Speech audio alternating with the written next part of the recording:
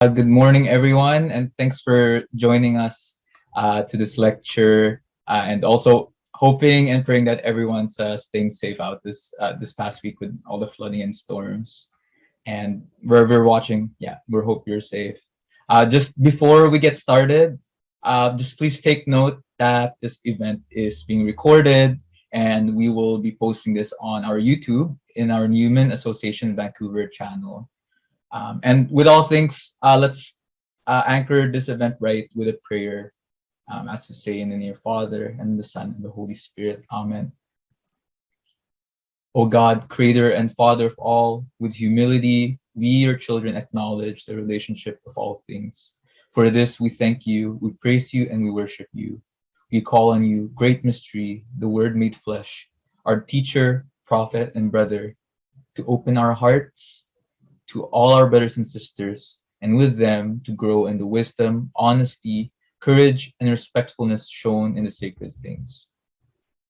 We see in God, the creator of all things, one who always provides and is generous, even given the abuses we have heaped on one another and on the earth. We see in the Son, Jesus Christ, the innocent victim, who pours his lifeblood out from the cross for all peoples. We see how the Holy Spirit is God's gift, alive in our world today, inspiring vision and hoping that we have the same mind and heart of God. May your Spirit bless the souls who died at the Kamloops Residential School and all souls who died at residential schools. May the same Spirit also bring blessing and healing to all families and communities affected in any way by the schools. O Creator, show us the way to healing, forgiveness, and reconciliation in a renewed friendship. Amen. In the name of the Father, and the Son, and of the Holy Spirit. Amen. Good morning, everyone. My name is Carlo. I'm from the Newman Association of Vancouver.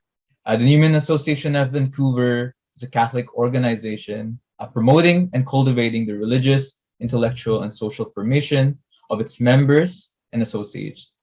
It is named after Saint John Henry Newman, an Anglican convert to Catholicism, whose life story of conversion writings on the idea of a university greatly inspired those working for the advancement of the liberal arts and the ideals of the Catholic education, an inspiration that led to the start of the Newman movement around the world in the 20th century. Our lecture for today is titled Indian Residential School, an Awakening in Canadian Consciousness. And we have Sister Marie Zaroni today to lead us into this discussion. And throughout the talk, you're welcome to send in your questions through our Q&A chat box. And after the lecture, we'll have a Q&A session where we answer your questions, as time permits. In this case, I'll be passing the floor over to our introducer and moderator, our very own intellectual chair, David Klassen, to present and speak more about our guest speaker. So, David.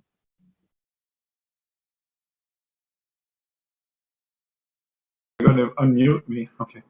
Okay, I'm unmuted now and everyone can see me. Good, thanks. Well, good morning, everybody. And it's my privilege this morning to introduce Sister Marie Zaroni. Some of us remember that she spoke at the convocation of St. Mark's College back in the spring of 2011. That was on the occasion of her receiving an honorary doctorate in recognition of her contributions to the field of education and her extraordinary lifelong commitment to social justice.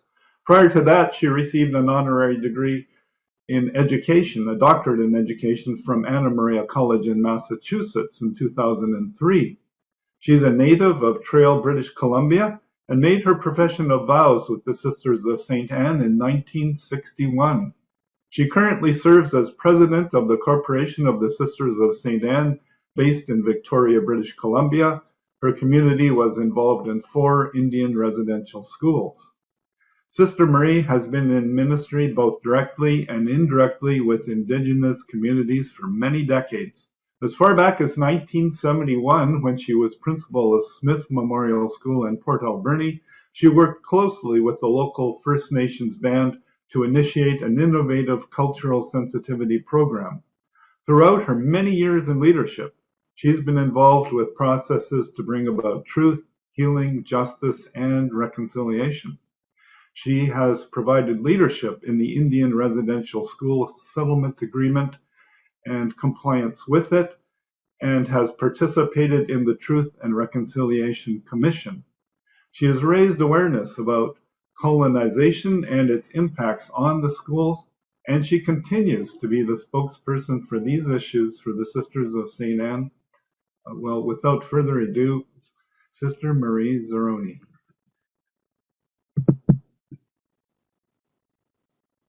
Sister Marie? I'm coming. Okay. Somebody Okay. to take the spotlight off me. Well, good morning, everybody. This is weird not being able to see people and to think that I'm talking to somebody besides David. But it's really a joy to be with you this morning. I recall 10 years ago, I was invited to speak to your association, and it's very significant, I think, that when David wrote to me in the summer to ask if I would do this, he reminded me that I had given you a presentation on this very topic 10 years ago when we were in the midst of what was called the Moving Forward Together campaign. And of course, the Truth and Reconciliation Commission was in full swing at that time. So 10 years have passed, and it's I think, a moment in our history with the events of this summer to really pause and say, where have we come from in those 10 years and where do we still need to go? And really, what did we learn anything from the history before that? Because as we know, this is a history that predates Confederation. It goes back hundreds of years and is rooted in the very history of Canada. It is exceedingly complex, and I believe that we indeed are at a new moment of awakening in our Canadian consciousness, in our church consciousness, and that we are blessed to be given a new opportunity to begin to really address in a new way and a more committed and intentional way what we have been called to address for decades. So Carlos, I believe, has slides ready to post, screen share. So we will start. The title of this presentation is a little different from what what was posted on your website, and it was interesting because we went back and forth a number of times about the title, and we might think titles don't matter, but it does kind of help me to think of where I want to go. And so I thought this was the last one we landed on. However, the awakening, I think, is the key word here, and really there can be no reconciliation without awakening. So we'll talk about all of that as we go on. Next slide. So those of you who know me, many of you do, and have heard me speak before, know that I cannot talk about the present without talking about the past. And so I'm going to try to limit myself to a rather quick and brief overview of very complex issues and a long period of history. However, I think it is important for us always, when talking about the schools, the residential schools, which I will probably refer to as the schools in this presentation, to really look at this map and see where those schools were. And it's also important for us to think back to the 1800s. As recently as earlier this summer, someone said to me when talking about the children who had died and notification of parents, why didn't they just pick up the phone and call them? And with no consciousness that there were no phones in many of these at all at the beginning years of the schools, and that and for many years, look at the isolated areas in which many of the schools were situated. And so, of course, as time went on, all of that changed. But that's an important piece to realize that we're not dealing with one particular slice of history. Sometimes when we hear comments about the schools, we think that what happened in the 30s during the Depression is what happened throughout the whole history of the schools, or what happened at a time of an epidemic, like the Spanish flu in the 1918s, that was happened throughout the whole history. These things happened. They're not the total history. And geographically, the schools came into existence at different times and for different purposes. This map also shows, some of you, many of you I expect, are Roman Catholics, and you may have been challenged by, over the years, by the response, or what some perceived as lack of response on the part of the Canadian bishops. And if you look at this map, you can see why that might be. Where this is such a prominent issue is in Western Canada.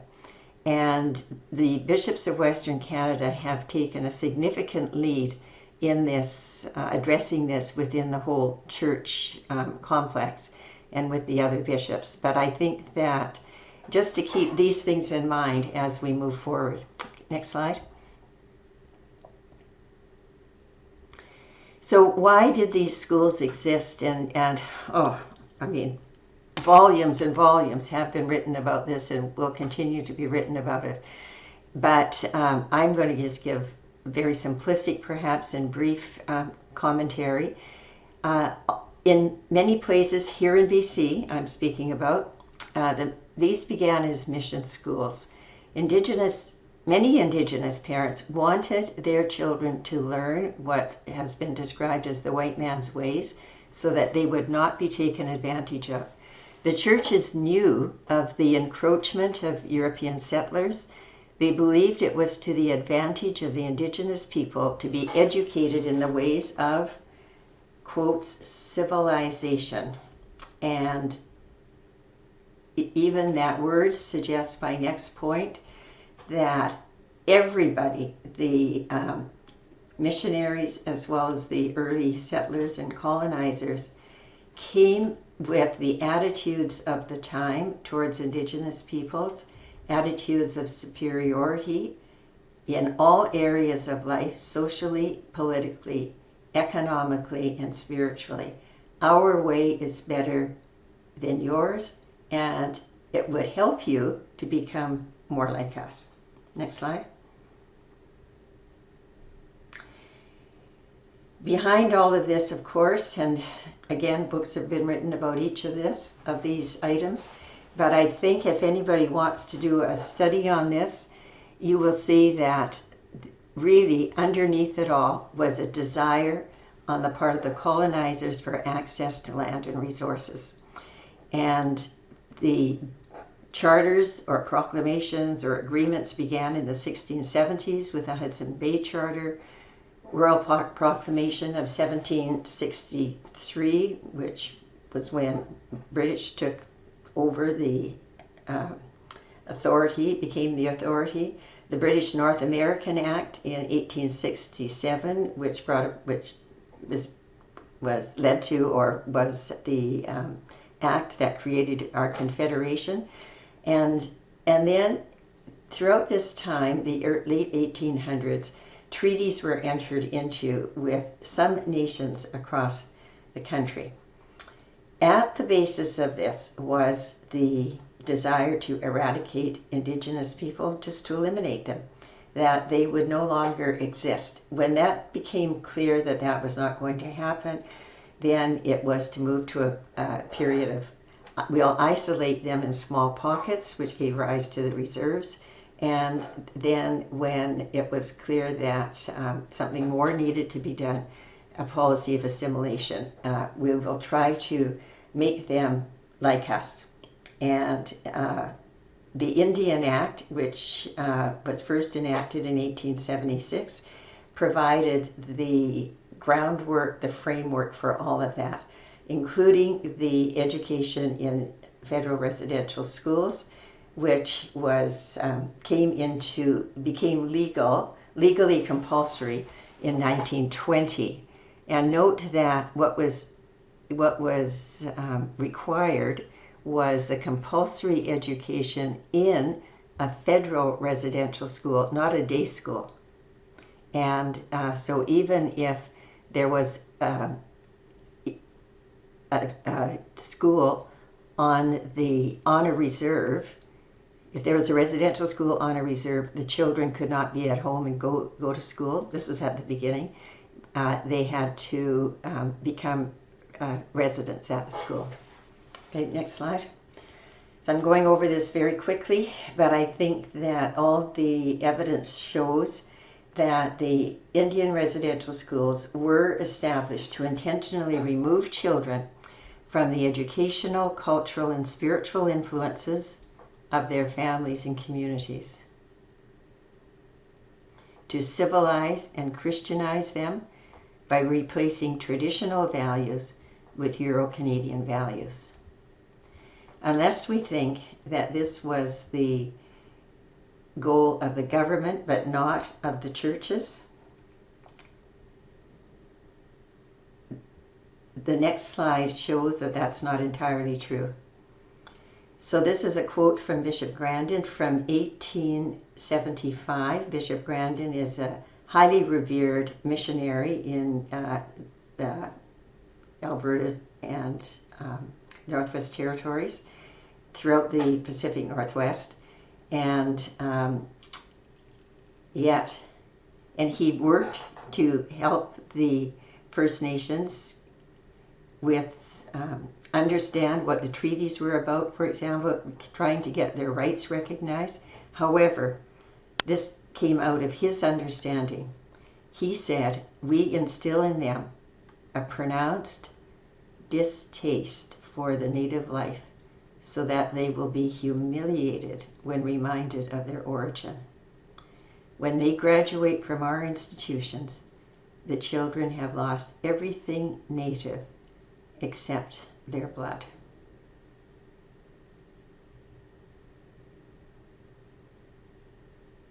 This is a shocking statement, and I just paused to let that sink in.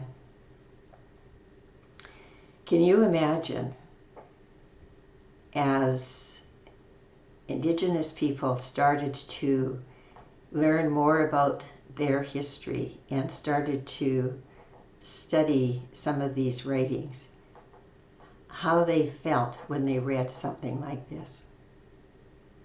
Can you imagine the anger and the despair that would arise from this, especially from a revered bishop, from a church that many of them were participants in?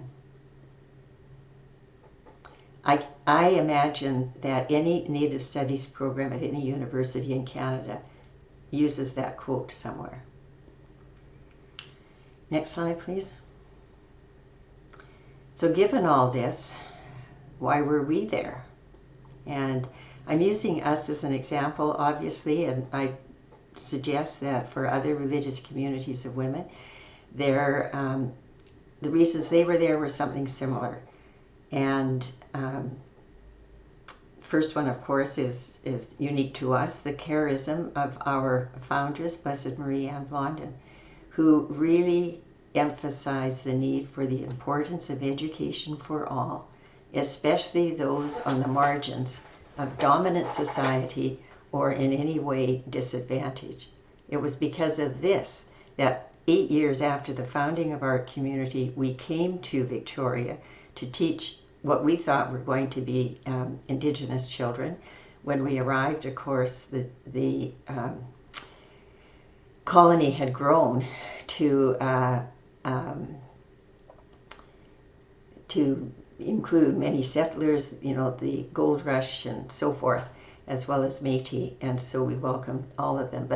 And it was this for this reason that we accepted, when requested, going to the what became the Indian Residential Schools, going to work in what were called the Indian missions, because we felt that an education in the dominant society would be critical for their development and their functioning, and they were certainly increasingly, even at that time, there were racist attitudes, and they were being moved to the margins and were severely disadvantaged. Permits had come in by that time, even with Governor Douglas, whose wife was First Nations. She needed to have a permit to live in Victoria. And so these are the kinds of things that had already begun at that time.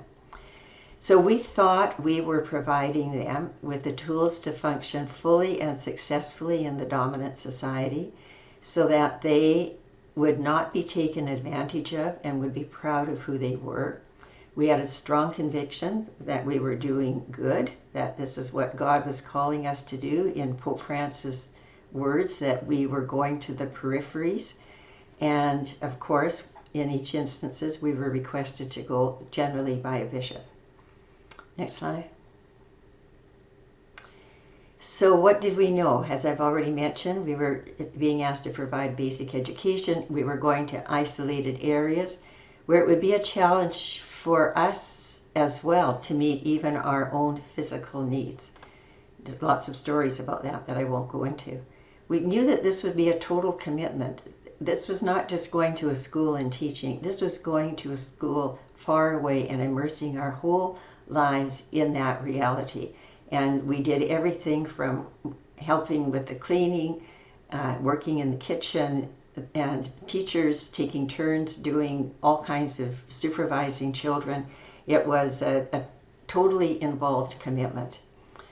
And as I said, we became increasingly aware of the racist attitudes in society. So we see in many of the reports in our archives, the prefect of studies, who went around to make sure the standards of education were being kept, that they were kept coming back, that these children, unlike the predominant thought out in the wider society, these children are smart, they're as intelligent as anyone, they're eager to learn, and they have talents and capacities beyond what anybody else could imagine. Next slide. Next slide, please. Okay, what didn't we know? We did not know that all of this would be done. Oh, sorry, I think I missed a slide here, sorry. So we did not know the culture, including language, customs, ways of raising children and teaching others, or the spirituality of the Indigenous peoples. Teachers bring what they have, they bring what they know. We did not know these things. There were not the opportunities in the 1800s to have the kinds of understandings anthropologically, culturally, and so forth to understand any of this. Next slide. So the slide that was missed just before I go to this one, I may say this later, but I want to bring it out here. We did not know that we would be doing things at the expense of the children's own culture, spirituality, livelihood, language, and so forth. We thought that they would be coming and learning this with us, and that they would get the rest of it at home. We didn't know it would be totally cut off.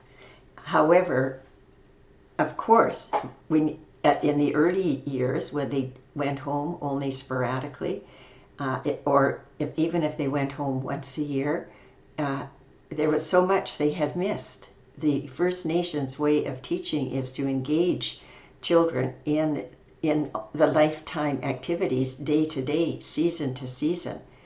And so what happened, and we could come to this, is that they functioned well in our schools, adapted well, but then when they left, they didn't fit in back home. They didn't know the things that they missed learning in their family life.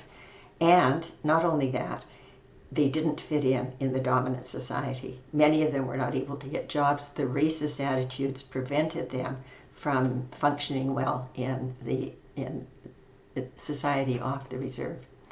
So just to fill in the picture here for those of you who don't know, we were never in charge of a residential school. This keeps getting said. The Sisters of St. Anne ran certain schools. No, we never ran any of the schools. These were all government funded. They were government policies that had to be followed. Government inspectors came around to make sure they were being followed, and they contracted with the communities of men to run the schools. And 70% of the schools, of the residential schools, were run by Catholic organizations, all men's organizations except one for a very brief time, or dioceses. And so and then we, the sisters, went to provide these services: teachers, nurses, girl supervisors, cooks, laundry, housekeepers, gardeners. I'm going to pause on the nurses because we were never hired by the government to go as nurses, or by anybody to go as nurses. We provided health care as best we could. From time to time, and it's very interesting to see that this continues to this day, there were jurisdictional disputes between the federal and the provincial governments about who should pay for health care in the residential schools. And as a result, nobody did. And so when epidemics came and when we could provide someone from our nursing school in Victoria, we would send a sister who was a registered nurse to help out in that school, and at our own expense, obviously, in our own initiative, because they were not being seen to by those who had the authority to do that. So we were in these 4 schools in these capacities: St. Mary's in Mission, Kamloops, which you've heard a lot about, Cooper. We also hear a lot about Cooper, and Lower Post, 1951 to 1971. That school only opened in 1951. Next slide, please. I'm just going to run through, and Carlos, you can go through these fairly quickly. A couple of slides, just pause on this one for a minute.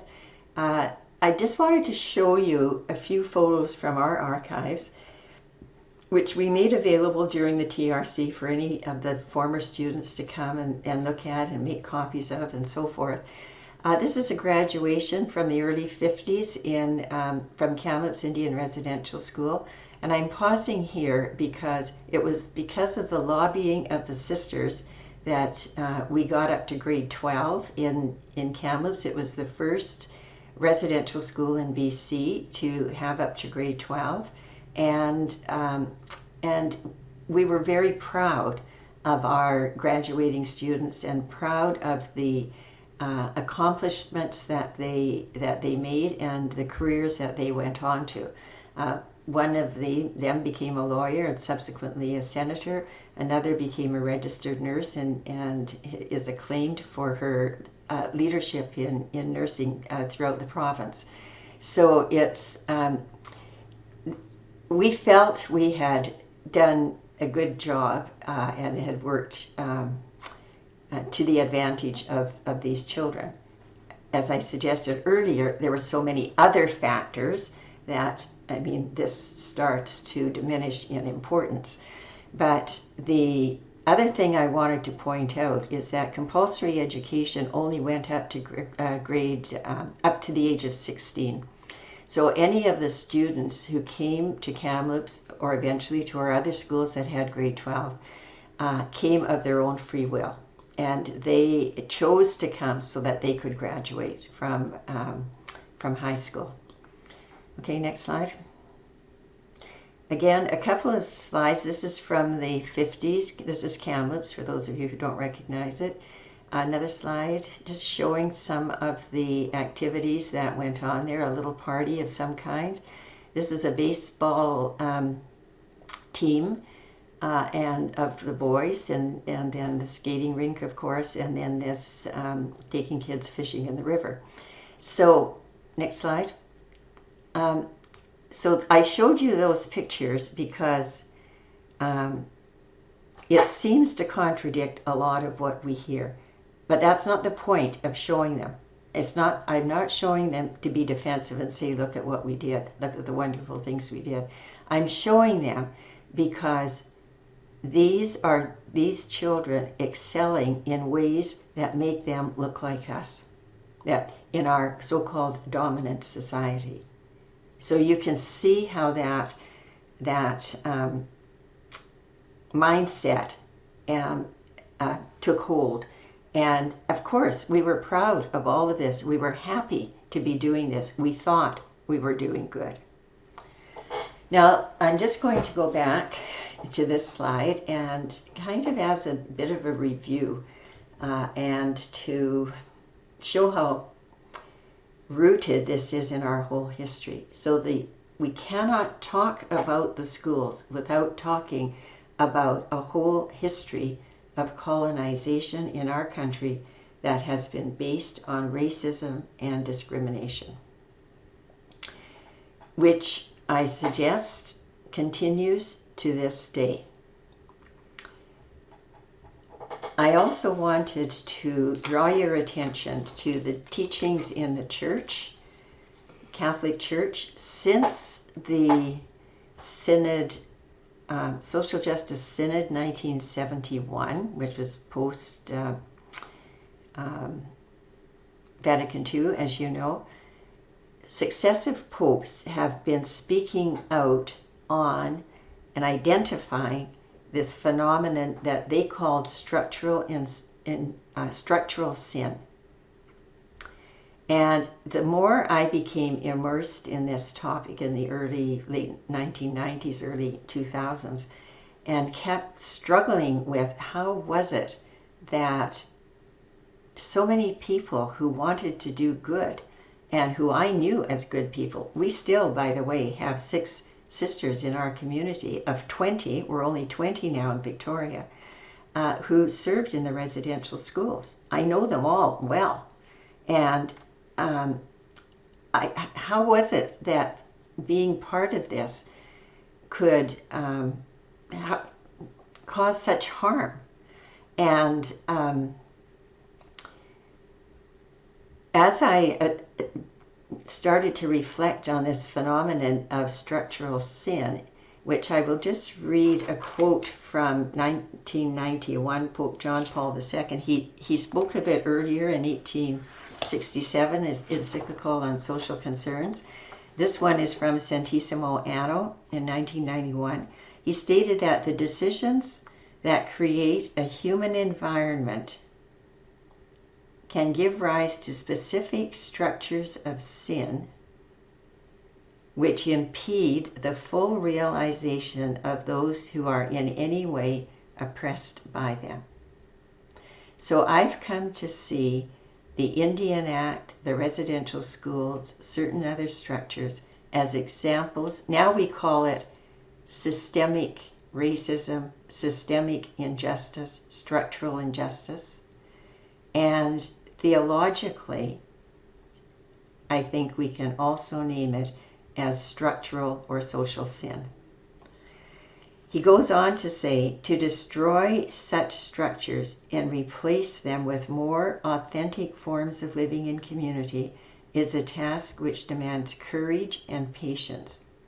So I'm suggesting that that is the process we're in now. Schools no longer exist, but structural injustice continues to exist, structural sin continues to exist, and Indian Act continues to exist, and we need to address these long-standing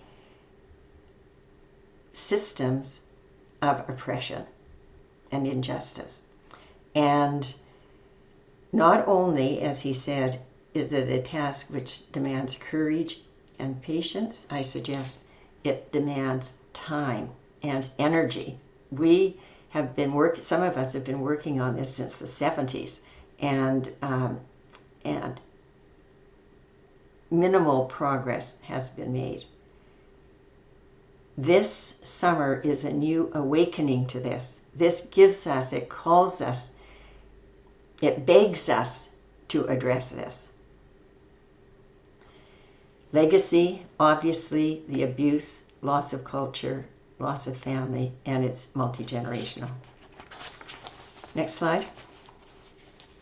So our response in the church organizations, okay, I think this kind of comes, yes. So I'm going to go back to, I mentioned the 70s. So this is a response to this whole experience that we've been observing it. Because we were involved in the schools, many sisters also, especially when the schools closed, they were invited by First Nations to go to the reserves and to continue working with them on the reserves.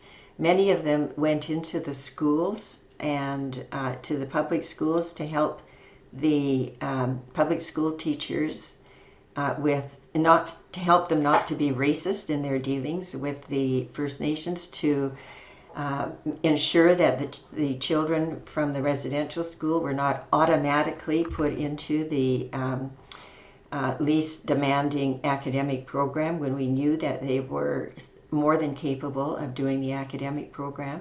So we started to work closely with the public schools on that. So we maintained many contacts with the First Nations. And as we did that, we became more informed about the historic injustices and to the people, and to work in solidarity with them in struggling for their rights. I don't know if the next, okay, there it is. So we engaged in public education regarding this unjust relationship, and I have to say, as recently as when I spoke to you in 2011 and even afterwards, that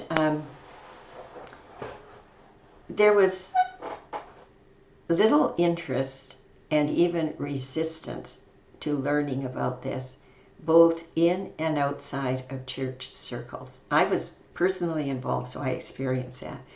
If anybody invited me to speak, whoever it was, I leapt at the chance and was delighted.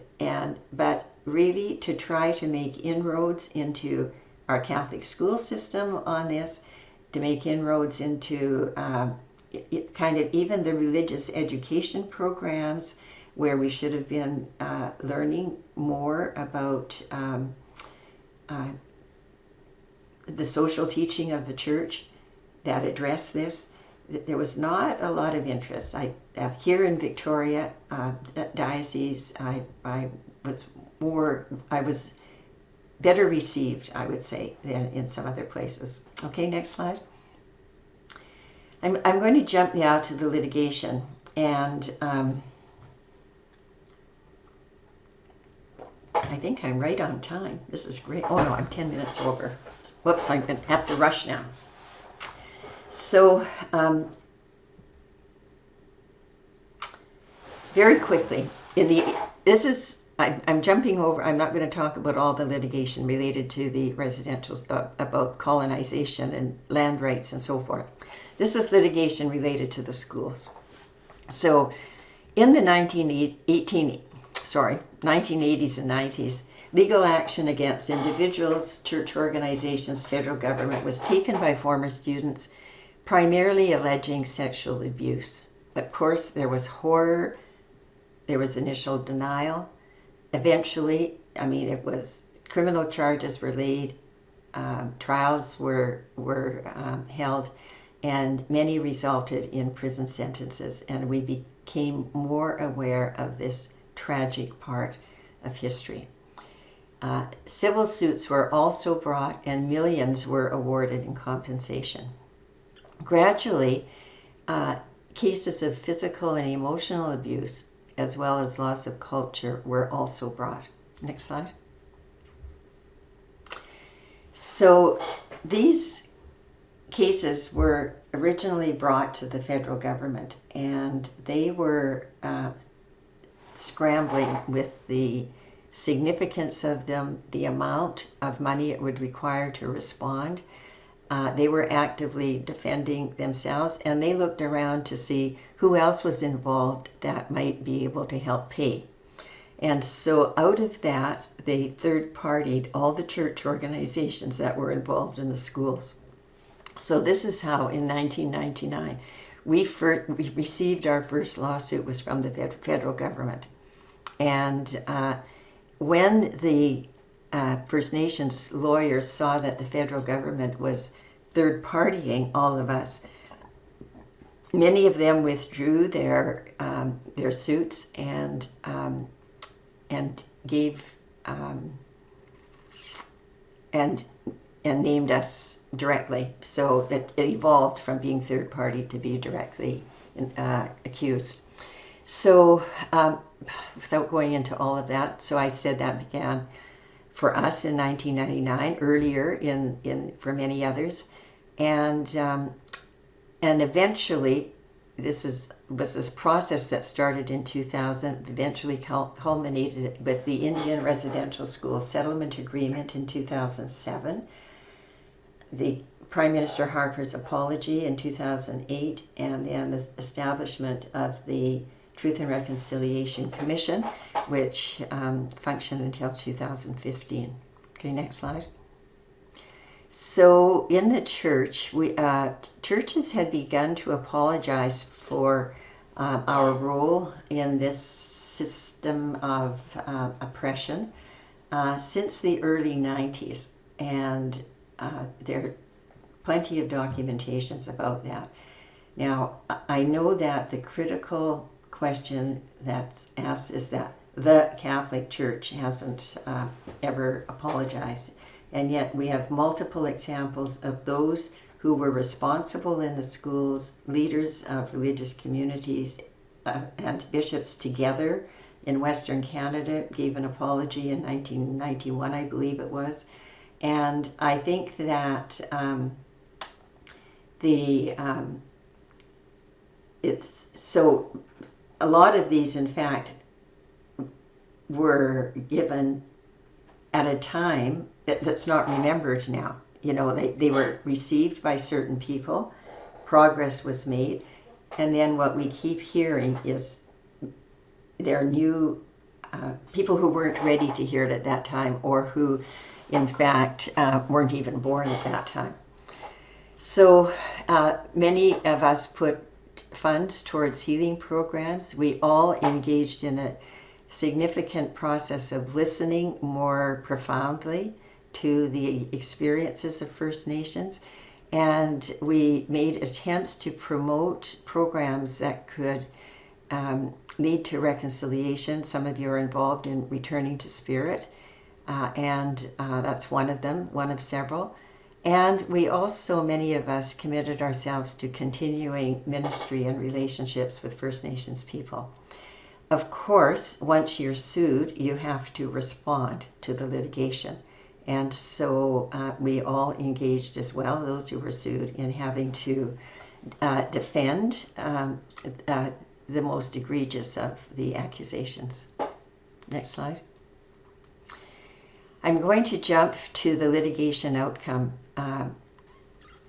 So this was reached in 2006, ratified.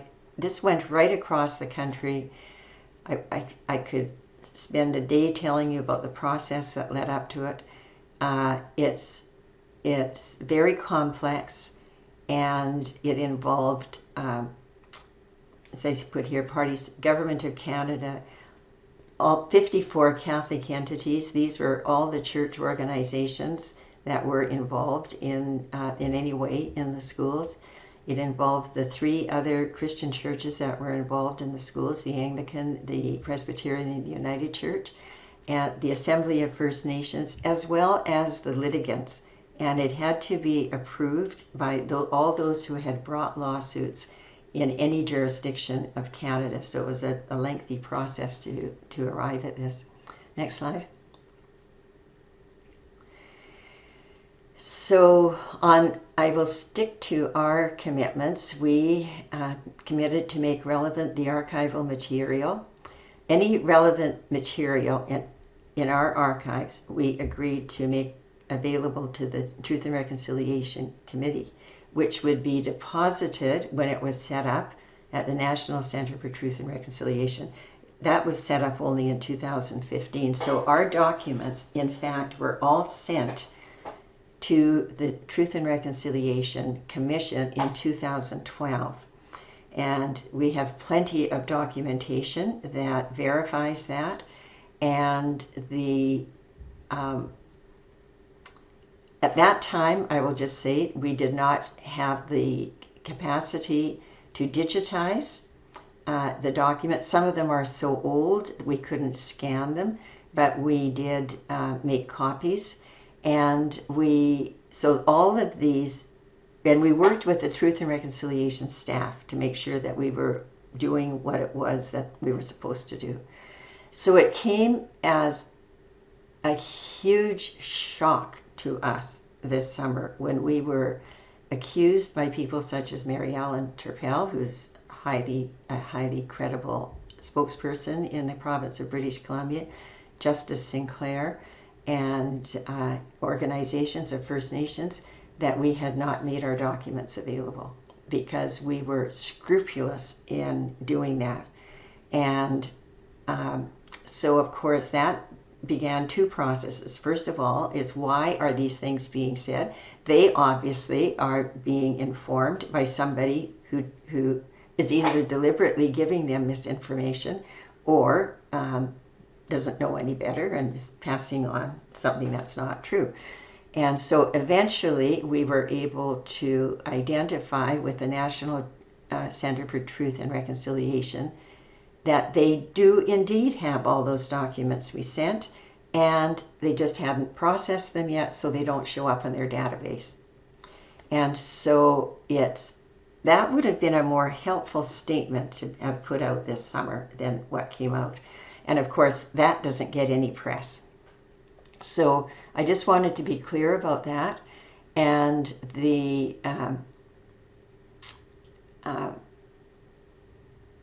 other, so that was part one of a twofold response. The other response was to say, okay, so they're not accessible. They're at the NCTR. They're obviously not accessible there because they haven't found them yet. So how can we make them accessible here in British Columbia?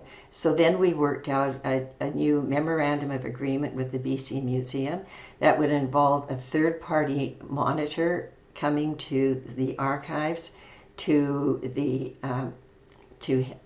make sure that we produced everything, and then working with the museum to make the documents available on the internet. We hired an extra archivist to help us with this work. That work, in fact, has not been completed because the organization that committed to being the third-party monitor has not ever responded to us. They came to a first meeting and we haven't been able to get feedback on that. And so we're still trying to work on that.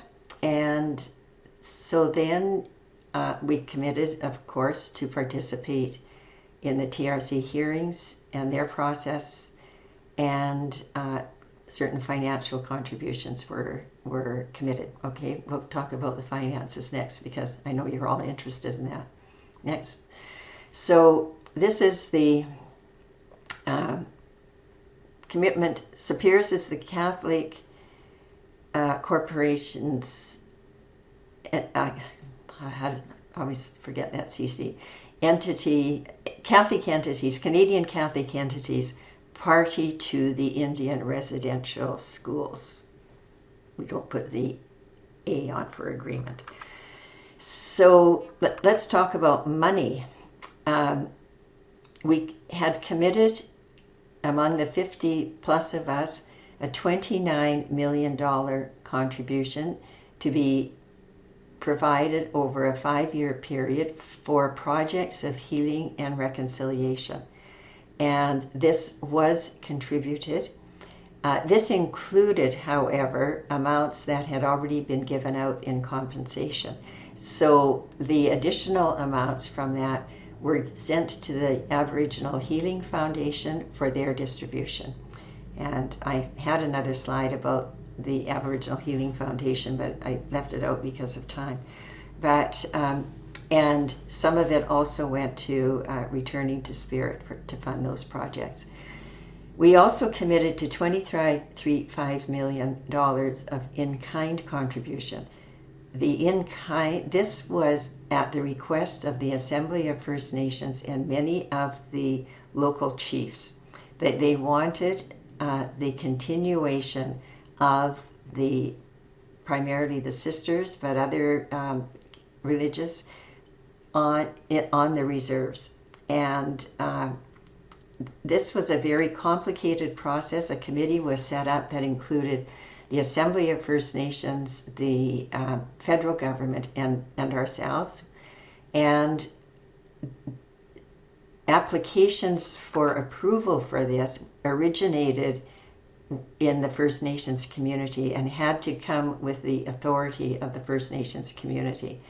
And so, I mean, this has been twisted beyond recognition in the press this summer. But what I'm sharing with you is what the process was. And the amount that was awarded to each of these projects was determined by a grid that the federal government provided. It wasn't based on what the sisters or others received, or what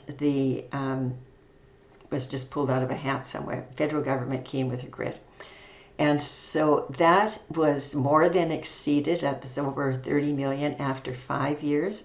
And so that was brought to a close because we felt that all the parties felt that there was no point continuing because the commitment had been reached. Projects continued, but we didn't have to keep counting. That was taking money in itself. And then the one that's got a lot more press is the 25 million Best Efforts Canada-wide campaign. So Best Efforts was defined in the agreement as being similar to what a university or a hospital would do for a capital campaign. So we hired a company to help us with this, and it was fairly complex. It had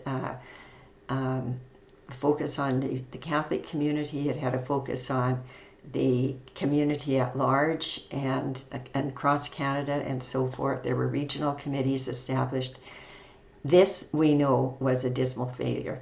The religious communities of women primarily raised the bulk of the amount that you hear, 3.1.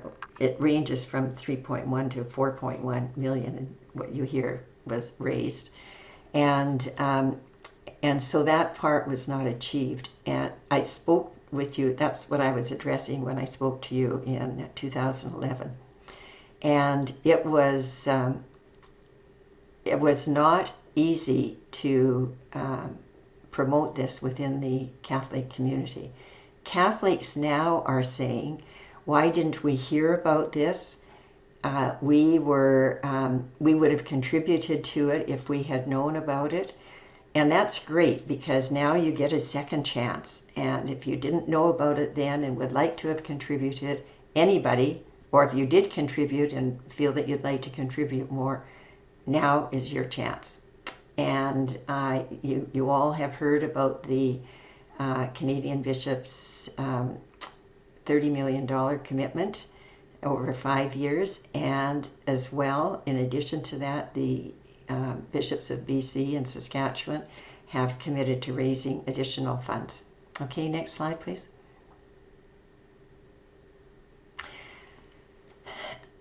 I don't want to lose this, although I know we're running out of time. I just want to remind all of us that going forward, this is not just about money, and that that we have to work diligently and strategically towards reestablishing in our country, or establishing for the first time, some might say, just and honest relationships with First Nations.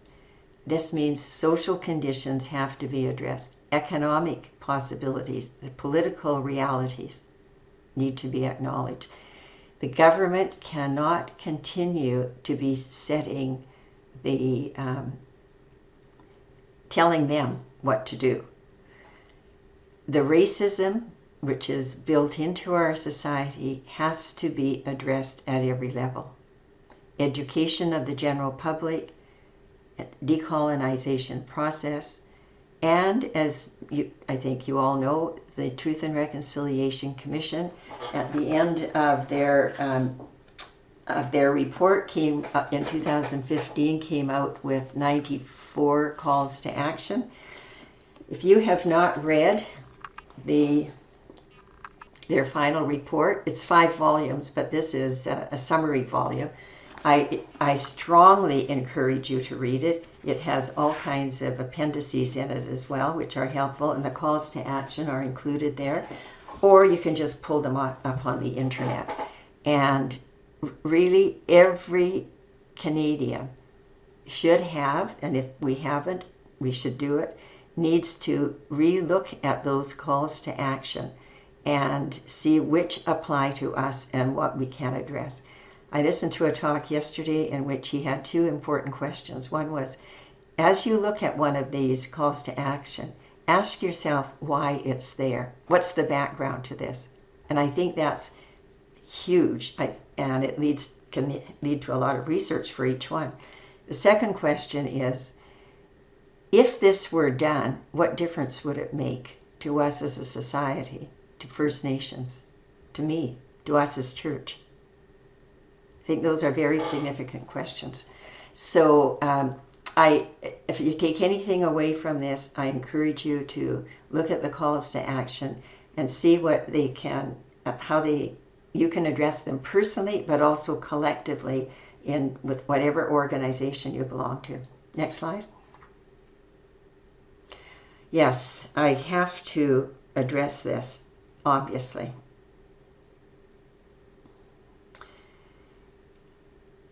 This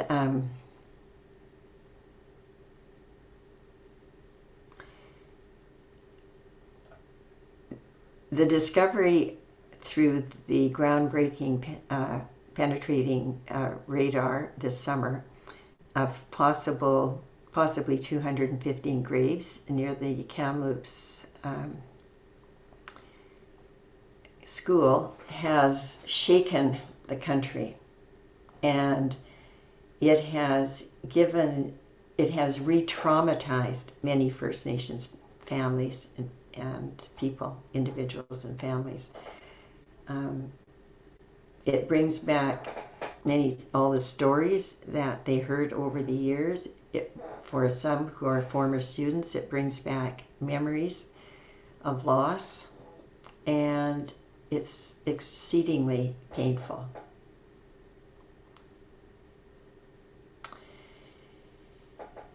This was one of the areas of concern about the residential schools that was not fully addressed in the Truth and Reconciliation Commission. They asked for an extension and for more money to do this, and it wasn't done. So indeed, 6 years later, it is past time that government now is putting money into this, and that we're trying to address it as a country. Children died in the schools. We knew that. Everybody knew that. None of that's a surprise. And what wasn't known, perhaps, is the number of children and the conditions in which they died and the suffering of the families. People say, yes, I have a younger son or daughter or brother or sister who died during one of the epidemics. And generally that child either died at home or in the hospital where the parents could visit. Just imagine the trauma of a child dying, even one child, thousands of miles away, and you not hearing about it, for perhaps months later, or as some suggest, not ever hearing what happened. Just gone. They just don't come home. And you imagine their last days, their suffering that they went through. Who was there with them? Was anybody with them, comforting them? So we can understand why this has struck such a chord across the country, and rightly so. And it has raised consciousness. It is a new awakening for us to address all the issues that I've talked about. I won't read through all of these. You can read those yourselves. Next slide, please. So where reported TB was the dominant cause, flu, pneumonia, often, in those days, that's what it was. And we always knew that some children, after dying, were buried in cemeteries near the school or in a nearby village. The practice at that time was to mark them with a wooden cross, and of course those deteriorate over age. Were they all marked? I don't know. I'm not claiming that. I know that many of them were. And we don't know how many. That some parents, it appears, were not notified. Some parents were notified, but it might have been months later, before telegram, before telephone, before there was someone in the village who could read English or French or read the language that the notice was being written in. Might wait for the Indian agent to go the next year when he was rounding up children to come back to school. But it's a terribly challenging part of our history. Okay, next slide.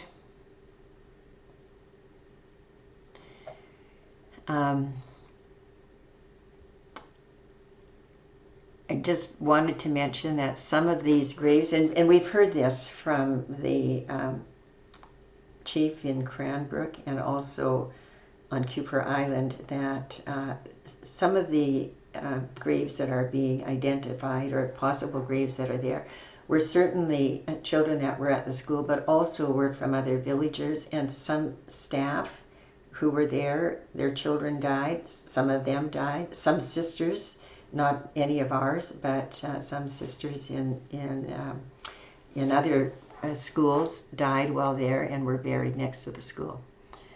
So next slide.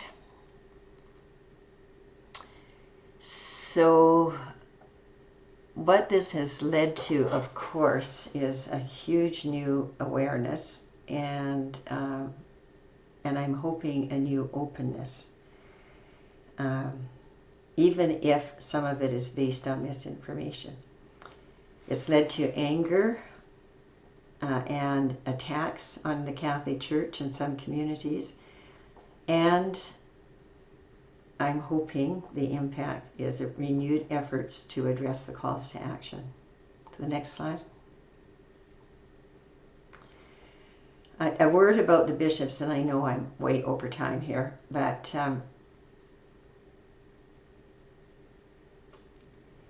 in spite of the diversity of the bishops across the country, they've been struggling with this issue, especially since the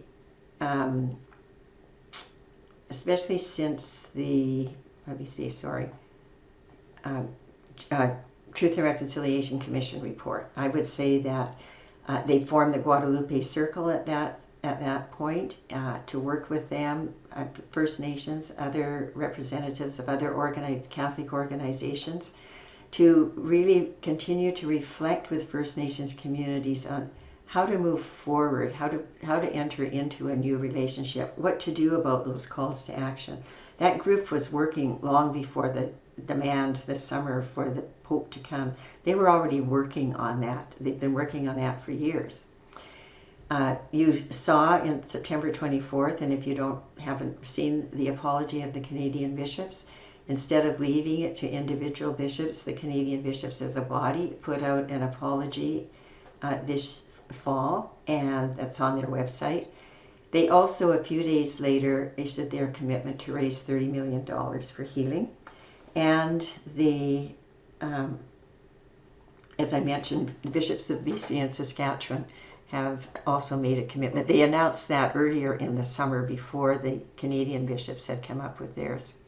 So you've got plenty of ways to respond financially. Often, as we say, responding financially, if it's the only thing we can do, then that's important to do. It's necessary. It's more challenging if we can become more informed and become involved in advocacy with our First Nations people for their rights. Okay, next slide. And of course, they're continuing to work with regard to the upcoming visit of Pope Francis. So next slide. So I have 2 more slides here, but I'm just going to pause here to ask you, what does this mean for you? What does this mean for us? As we touch into the call of the gospel, what is it leading us to? Is there even one thing I personally or we as a group can do in response?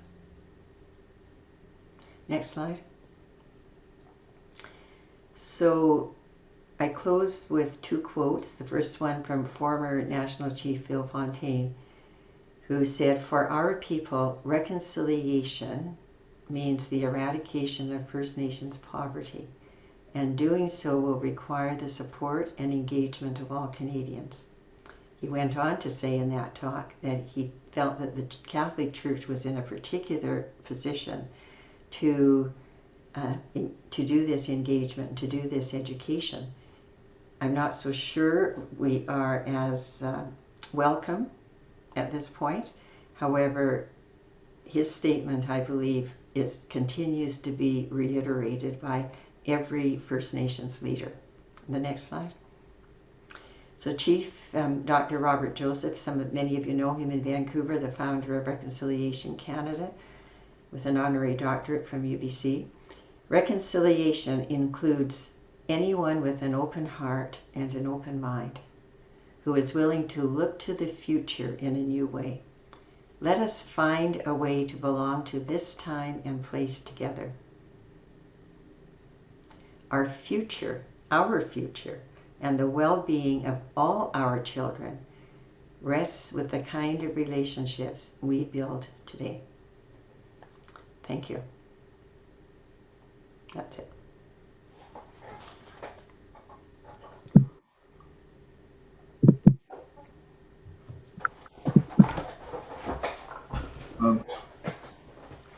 Thank you very much, Sister Marie, for this great and informative talk. And I know people are going to have a lot of questions. There are 5 already posted, and I will be reading from them. And it's open to anyone to post anonymously as well. You can check the box in the lower left-hand corner of the question box and post an anonymous question. Otherwise, I might mention your name when I post the question to Sister Marie. And so there was an early question there from Father Gabriel O.P. Dear Sister, the Indigenous chiefs and many survivors accuse the Catholic Church, and more specifically the Sisters of St. Anne and the Oblate Fathers and Brothers, of physical, mental, and sexual abuse, and even rape on the Indigenous children at the residential schools that you ran. They go so far as to accuse you and the Church of genocide. Another recurrent affirmation by some of the Indigenous chiefs is that you are not publishing the full residential schools archives. I guess you'd already addressed that, but that's part of this question, which was posted earlier.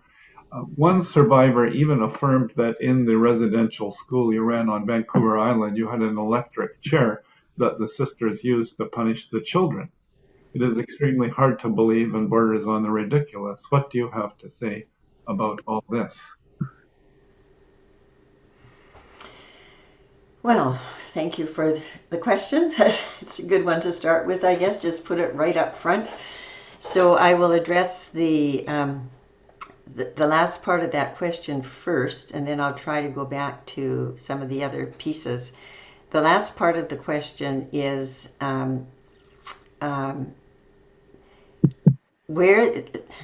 I'm not going to go into that whole discussion of the electric chair. We hear about that all the time. However, and whatever it was used for, I'm not going to go into. That, however, was never in any of our schools. It was in a school called St. Anne's School in Fort Albany, Ontario, in the north of Ontario. So that gets very confused with St. Anne's Academy, which was never an Indian residential school, but it gets confused with St. Anne's Academy and with Sisters of St. Anne. But we were never, ever, ever involved in any of these schools in Ontario.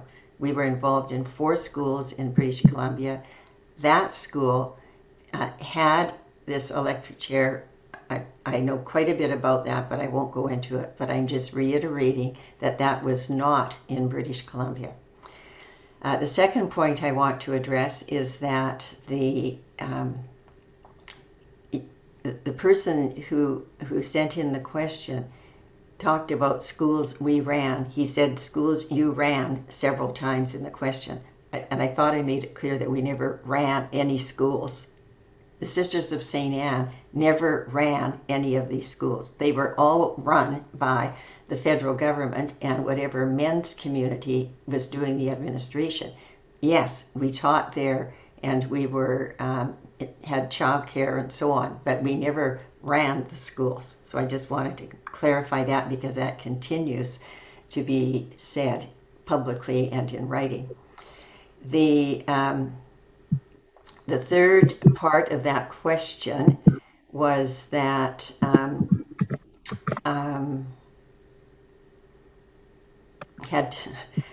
what can I say? I mean, yes, people are accusing us and priests of these egregious harms.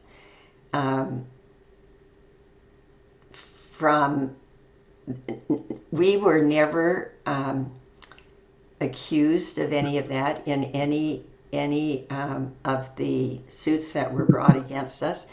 We certainly were never found guilty of any, and so we do not have any evidence that suggests that in any of our records or in any of the anything that's been presented to us.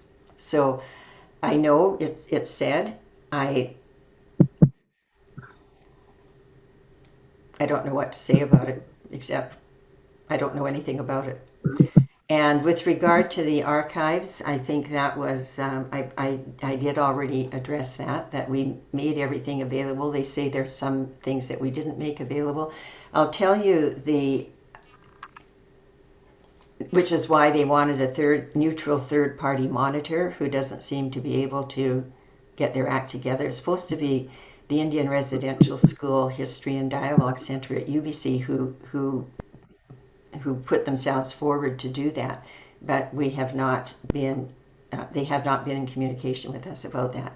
But the other aspect I will mention that there were several sets of documents that we were accused of not releasing. One of them was called the school narratives. The school narratives were not based on our archives and were not, they did not originate with us, so we never submitted those. They were never in our archives to submit. They were produced by the federal government for what was called the independent assessment process, and they sent them to us and asked us to sign off on them. There were errors in it about when the school started, when the sisters were there. So we corrected the errors and sent it back and said, when you correct these errors, we'll sign off on those documents. They never did correct the errors. We never received anything back from them. So yes, they're right that we did not sign off on a release on that, but we never produced them and they were full of mistakes. So there were a couple of other documents like that. The documents that that were sent to the Department of Justice, which are open to the public anyhow. And we did not sign off on them going to the National Center. We didn't know what they were, anyhow, we've had a chance to review and we're working on that, but now they don't seem to want them. So yeah, so that's kind of, the archives is complicated, and we, to the best of our ability, we sent everything we had. Thank you very much for that answer, Sister. I've got a question now from Felix Durity, well known to us at St. Mark's. He says, we appreciate the role of wanting to do good that these Sisters of St. Anne presumably intended, but how could they not have seen up front and clearly the gross harm that was being done? How can the discovery of the bodies in the Kamloops Residential School not be stark? What was done in real time?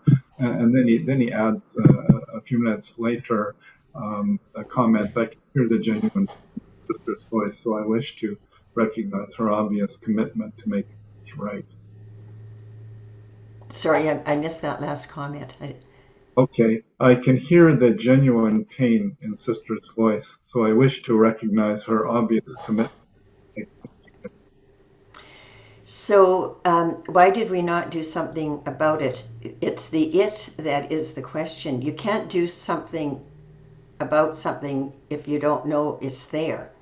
Now, when, as I mentioned, we don't have any records that indicate that children were buried there in Kamloops. What we have in our records, we have for Kamloops, I think it talks about 30 deaths that occurred. Now I know that many more could have occurred. We did not start keeping records until our own personal records until 2000. I think it was around 2000. Not 2019. I think it was 1910 or 1917, and so the records before that would be based on letters on inspections that the sisters in charge of studies and the provincial would go and visit. And so if we had heard any of these things, it would have been recorded in their reports. We have no record of that. And as well, even the federal government, a lot of the records were burned when the administration, there was a fire in the administration building at one point. I've just forgotten the date. So some records were lost then. But the records that we do have, when they talk about the death of a child, they indicate as much as they can what caused the death. In most cases, they went to the hospital in Kamloops. They were not returned. The remains were not returned to the school.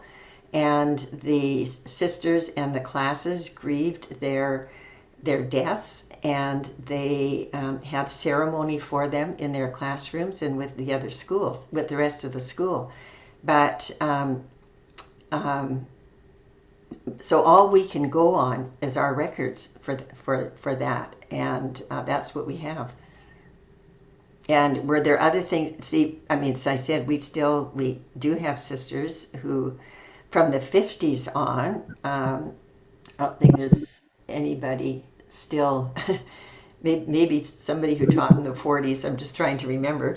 I mean, our average age right now here in Victoria is 86. So, some of them go back a long time. But in memory, what the sisters' memories of the schools were what you saw in the pictures. They felt that they were treating the children as well as possible. As I said, when government would not provide nursing care, we provided nursing care. So I know that there are these other things that are said, but I cannot, in all honesty, say that our sisters knew something terrible was happening and did nothing about it.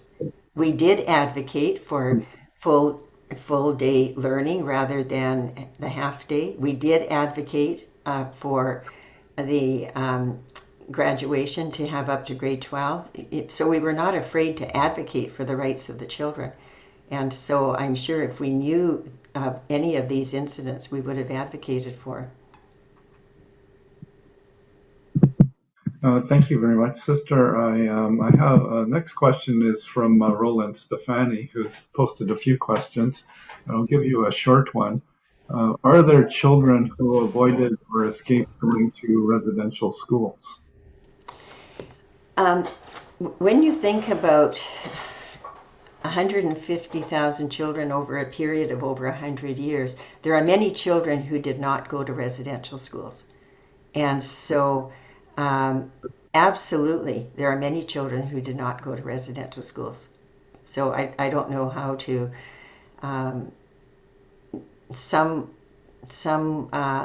many chose to go. I mean, I know that many were forced and the parents were forced, but there were many others who wanted to go. And so, yeah, that's another whole history to look at, how the numbers that went and those that didn't go. And gradually, as the government policy changed and schools were allowed to be established on reserves and day schools were set up, then that became a whole other experience as well. The schools, the residential schools started to diminish. Okay, thank you, Sister, for that. I now have a question from an anonymous attendee. Thank you so much, Sister Marie, for the talk. About the quote from Bishop Grandin, what was that parenthesis with the letters ST on that screenshot on that slide? In light of that particular quote from a bishop, what sort of disposition would some of the religious communities hold on to while trying their best to love and serve, knowing that a bishop from the church hierarchy has said something like that? Do you know of any other different views from other bishops or from the church at that same time as Bishop Grandin?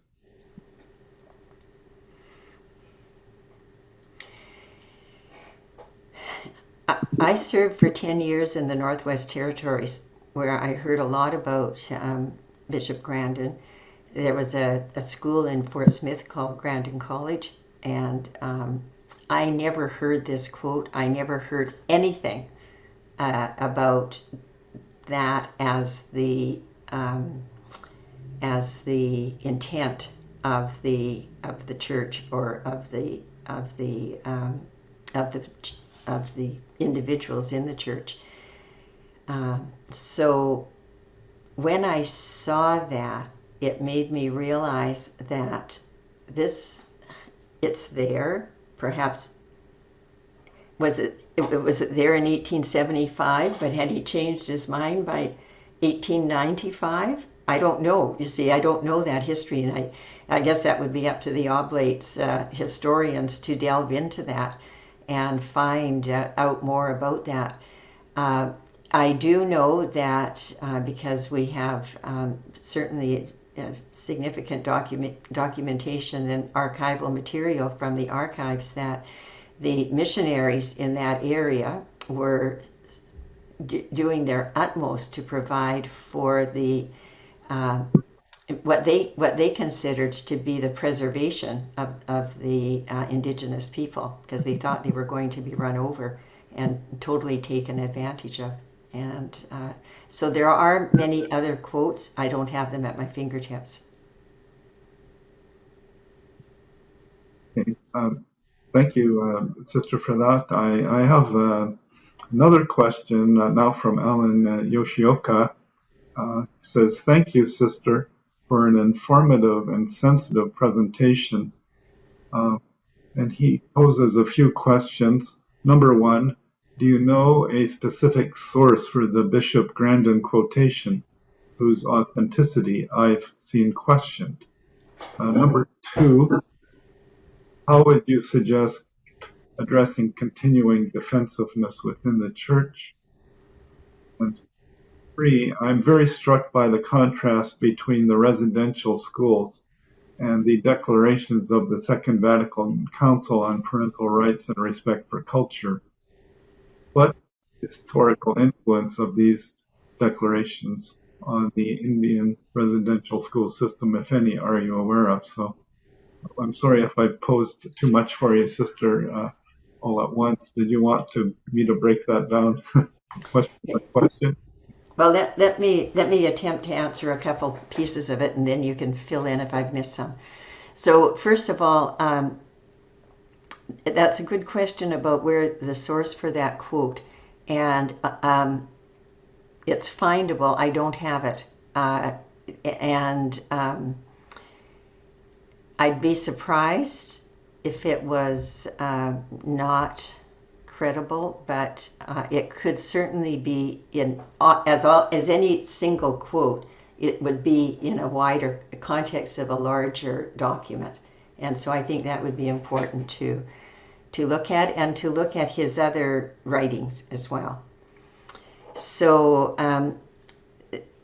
I'm intrigued by the question that was at the end about the Second Vatican Council, because of course, I mean, all of us are shaped by the cultural understandings of our time. We're all shaped by our theological formation, our spiritual formation, and even our own family experiences. For example, those who had to flee war and starvation in other countries and come to this country. And so the theology of, let's say, the missiology, the understandings of mission and of other cultures within the church certainly evolved over time. And so I would suggest that the documents of the Second Vatican Council is one of the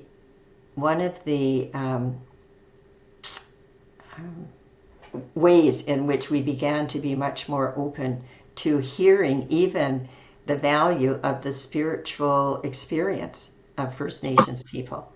And that was that had a huge influence on all of us, I think. And I was kind of young in formation at the time of the Second Vatican Council, so I was very much influenced by that and alert to it, and many others were as well. And we began to see that even some of the teaching methods of the past, where others were, well, even other Christian denominations and certainly other faiths were kind of we didn't think that they were going to be open to salvation, and we certainly didn't think that previously about First Nations spirituality. Now, of course, what Vatican II did was give us the openness to explore all that and to just realize how wrong that approach was, and the significant, the deep value of First Nations beliefs and worldview and spirituality. So I don't know if that answers at least some of it. He did have one about the continuing defensiveness within the church. So address that. Well, so I guess what I tried, I don't know if I came across defensive today. I hope not, but I could easily have. It's a balance between trying to speak out of our own truth as well as to honor the truths, other truths, and to certainly to respond to the pain and suffering of people. I guess I've been moved by the statements of bishops of British Columbia in relation to, so when you talk about the church, defensiveness of the church, maybe this is the first question. Not sure who you're talking about. So if we're talking about bishops, then I think that they've really come out in a non-defensive manner since May and June. I think they're struggling with how to be in an honest, open relationship with First Nations peoples. I think I will defend the Sisters of St. Anne if we're accused of something we didn't do, for example, not providing our archives. But in terms of we've clearly acknowledged our complicity in a system that was wrong and that had tragic results. So if by the church, though, you mean the broader, who we are all the church. So I don't know, do you experience that defensiveness among yourselves? And how do you address that is what I'd like to know. Is it, it's a big question that can't be answered in a few seconds. Thank you, Sister. I have another question from one of our Newman executive members, Kaylin Kirk. She says, thank you for your candid and courageous talk, Sister. It was truly educational and informative, if painful to listen to. And would you happen to know which Catholic entity or order worked at St. Joseph's Mission Residential School in Williams Lake, BC? I have several First Nations friends and classmates that attended there in the late 70s, early 80s. Thank you. Because this is in the public domain, I can tell you it was the Sisters of the Child Jesus who were there. Okay, I've lost my place.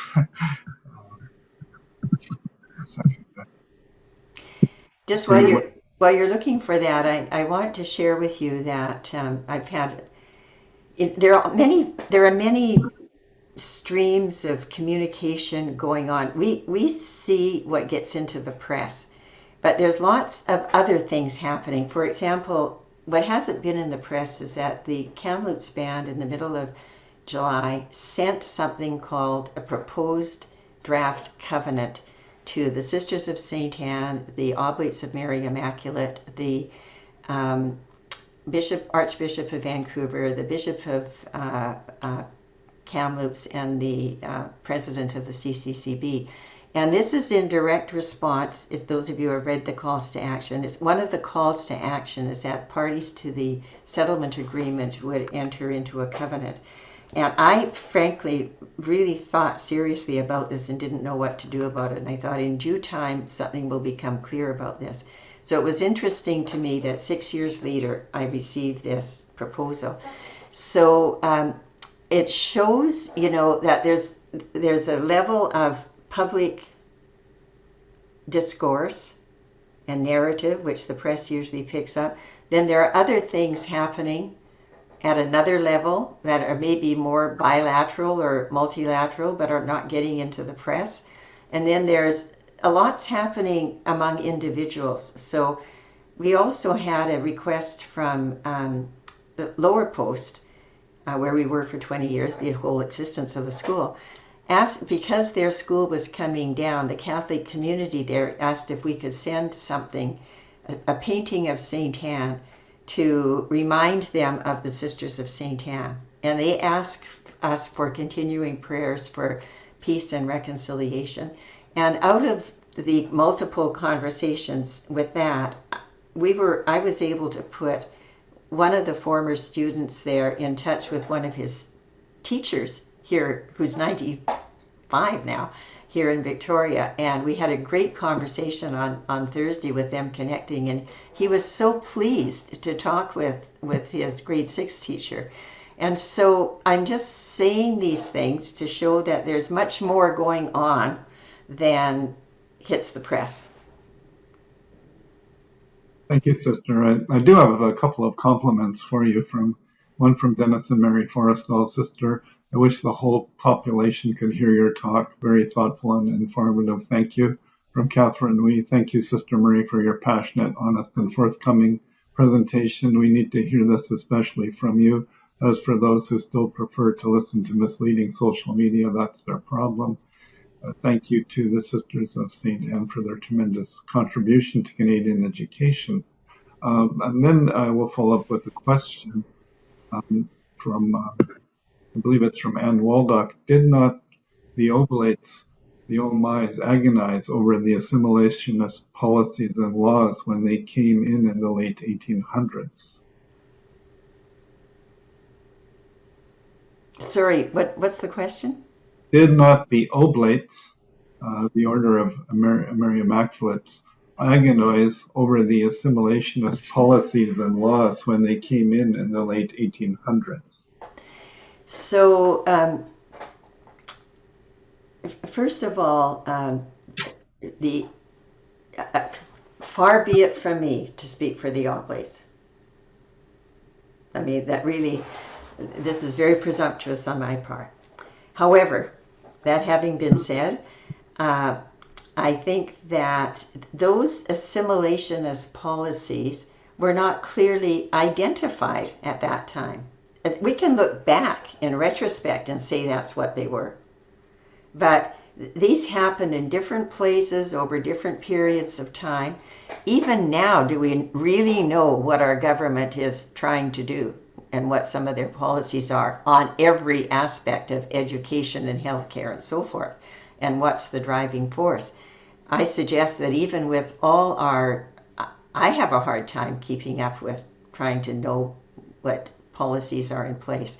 So to think that in the 1800s, people coming into the country would know all of that, I think is kind of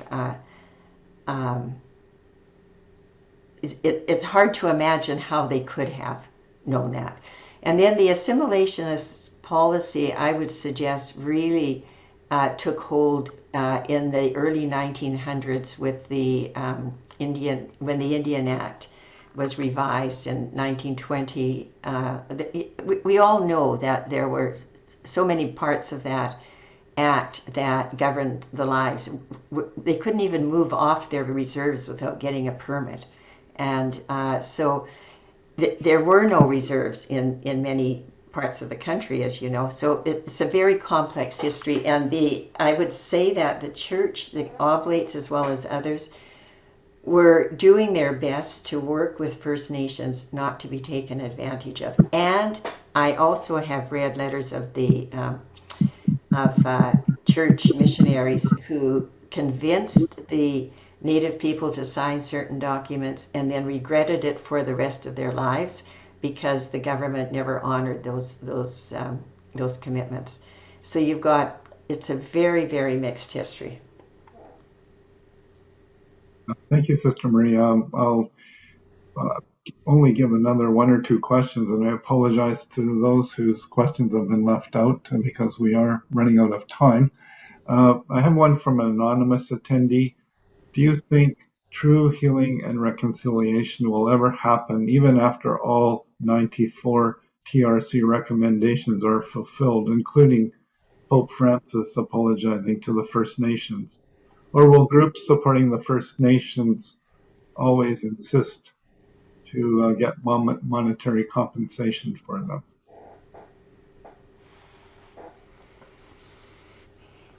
It's a bit of a loaded question, isn't it? Thank you.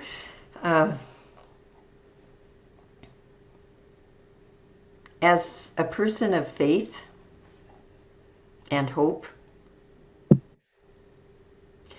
I believe with the Holy Spirit, we have the capacity to move towards true healing, justice, just relationships, and reconciliation. I don't believe reconciliation will occur without just relationships, which addresses every aspect. It's not the money. Money is not going to solve the problem. I mean, money is needed.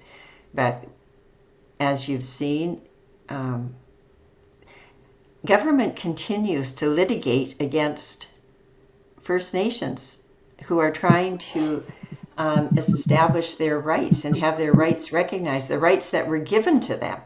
So at this current time, the government has more litigation against First Nations than they have against any other group of organizations, including corporations that are polluting our waters. So, I mean, come on. Can we do something about this? Of course we can. Do we want to know about it? We need to ask God to open our hearts and to really show us how to get involved in this. I do believe, you know why I believe besides my faith? Because First Nations have been working on these issues and struggling for them and believing in them since the 16 and 1700s. And with all the attempts Canada made to make them disappear, they have not disappeared. And they will continue to walk proud, and we hopefully will walk proud with them.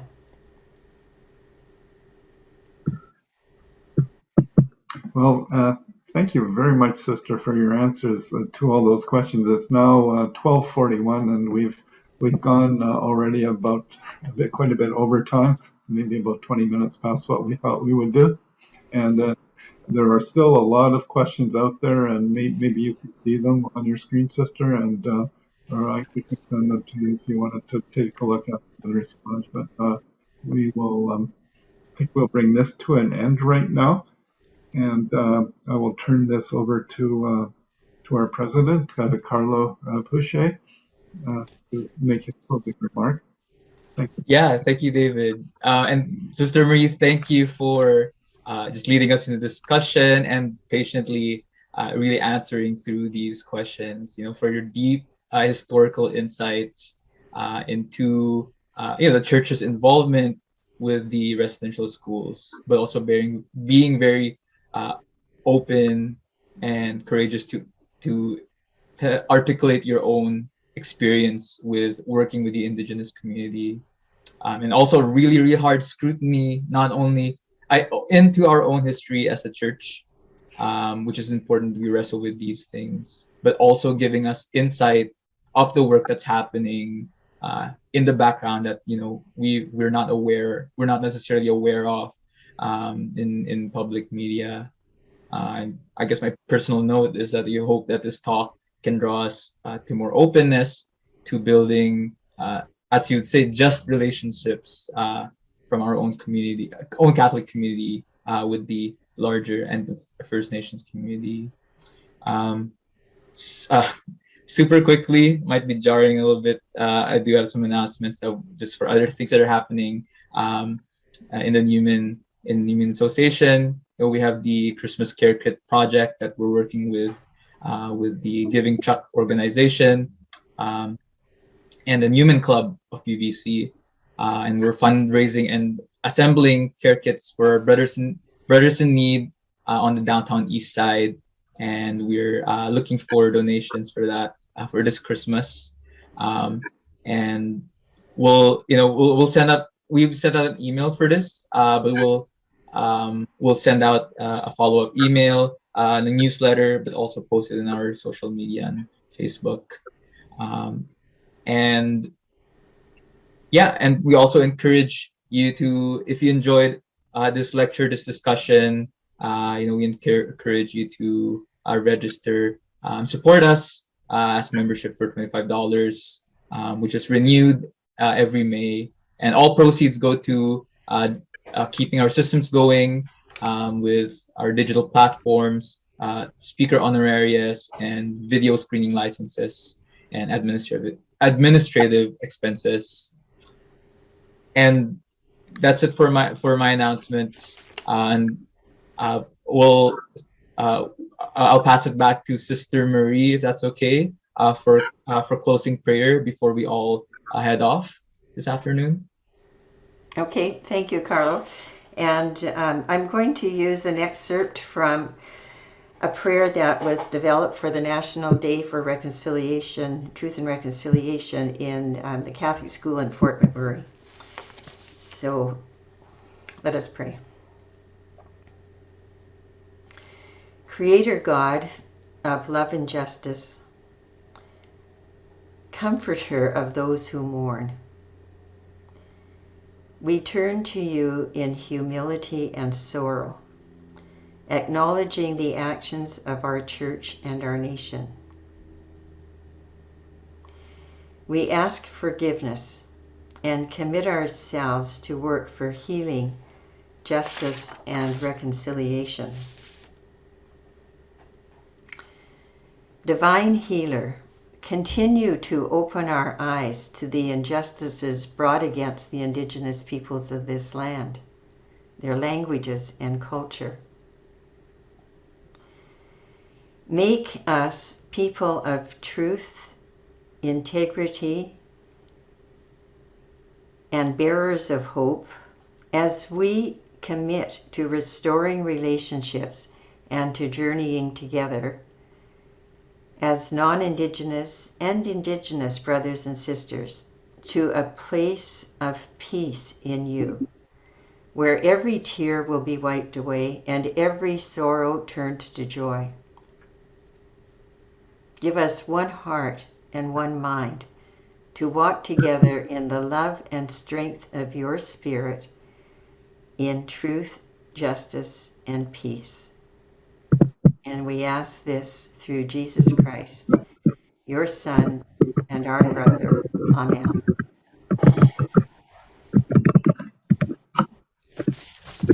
All right. Thank you, Sister Marie, for this discussion, for this talk, and thank you everyone for attending this event.